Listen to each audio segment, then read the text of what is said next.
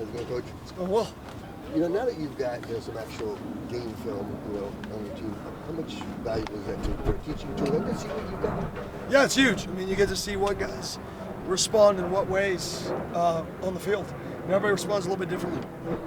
Looks like you saw what you wanted at the end of practice here. Yeah, I mean, we ran perfect tens. Essentially 10 of them because each group has to do 5. And I think we didn't jump off sides. Our guys did a really nice job. Kenny, what do you think about the offensive line performance in the game and where you were having tactical overall? Yeah, I mean, it was, like I said, they were not aggressively coming off the ball. And I think part of that was myself and scheme-wise. They were a big twist team last year, so everything was we were trying to negate twist. And we took a little aggression out of them, and that was an MA on my fault. I should have let them be way more aggressive on front to get movement and lived with some of the issues with twist games, if they move on you. So I'll take a little bit of that, and I think they're showing that a little bit better this week, and that's an emphasis for us. What's different about going up against an odd front and how they might? Movements are different. When you face a 4-down team, the 3-technique loop games, the 3-man loop games are more common to stop the run, right? When you face an odd front, it's more pressures and fits stop the run. The twist games there's not a variety of twist games as you could because you can't bring inside D-tackle twists with to the back twists with away from the back twists and 3-down.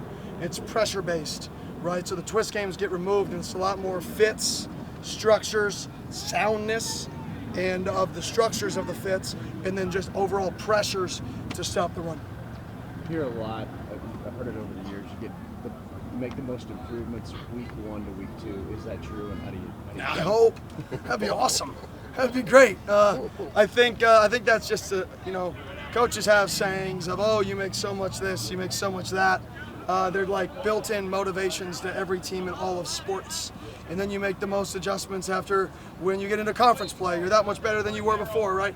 Every time you play football, you should get better because you should learn from it. And if you don't, there's a problem. So if we should make the same jump that we make from 1 and 2, then I would hope that we make from 2 and 3 based off the mistakes we made. The key is you don't make the same mistake multiple times. And that's the challenge. So can we learn from game 1, fix those mistakes, and apply them in game 2? How about for Jaden to finally get into a college game, making that jump as a true freshman? That's got to do wonders for him. And what did you see from him in practice? Sorry. Yeah, he obviously he learned from a few things, and he's out here working. That's all he knows how to do. So he's same Jaden coming out here to work. What are the biggest differences preparationally this week compared to last week's game? Time. You don't have as much time when you face a team that you have months to prepare for. We had 2 weeks to prepare for, but you have no film of them this year. You chase a lot of ghosts. You paranoid yourself. This week is similar, but at least you have less time to prepare, so you can't chase as many ghosts by default because you don't have as much time to chase the ghost, right? So I think it's a little bit different from the preparation standpoint. There may be some things that they've done, 2 years ago. I go all the way back 2 to 3 years on teams, but that you don't go back to 2 years ago. They did it twice versus one team in a bowl game, right? You just skip those. Where in most weeks we'll go back and we'll dig for everything anybody's ever done and we make sure we're ready for it.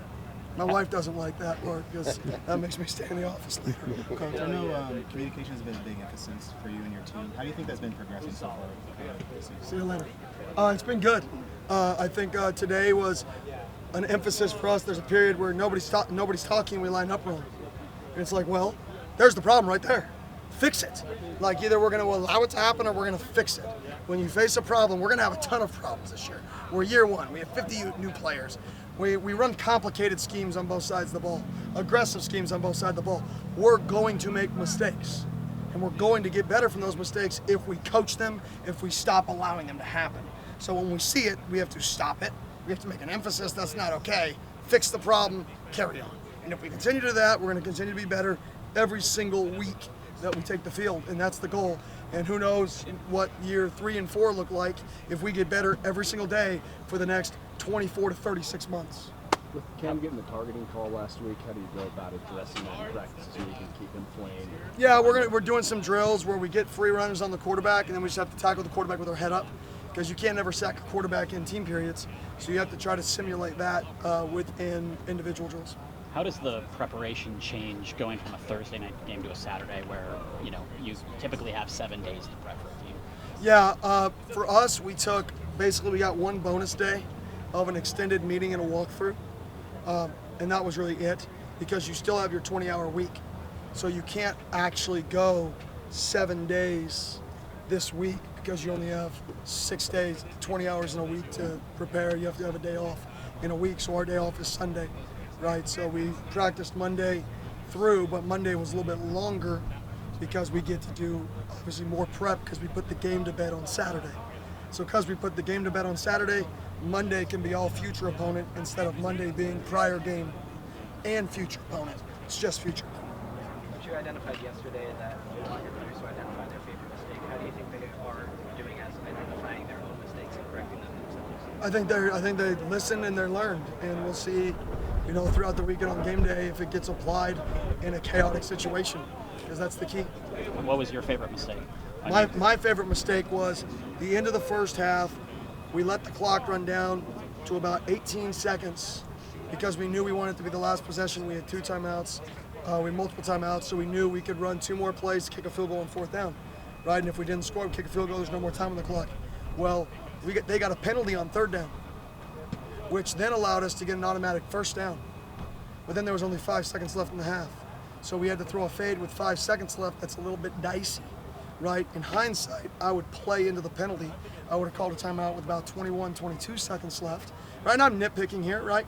I would have called a timeout with 21, 22 seconds left. So if they did get a penalty, there would have been 8 to 9 seconds left in the clock in that 1st down. So we could have still got 1, potentially 2 plays off before we had to kick the final field goal while still not giving them time. So just having a plan for if there is a penalty, continue to give yourself more plays to score. So I would have called a timeout 2 to 3 seconds faster.